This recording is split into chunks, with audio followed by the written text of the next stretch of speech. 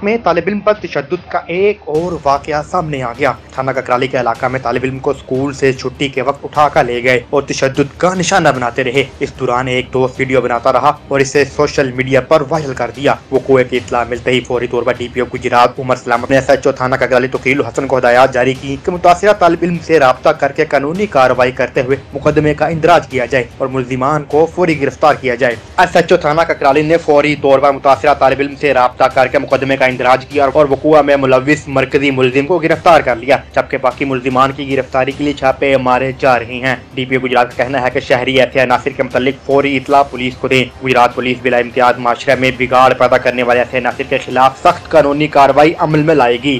शाहिद महमूद, जनाब न्यूज, कोटला रबली। हाँ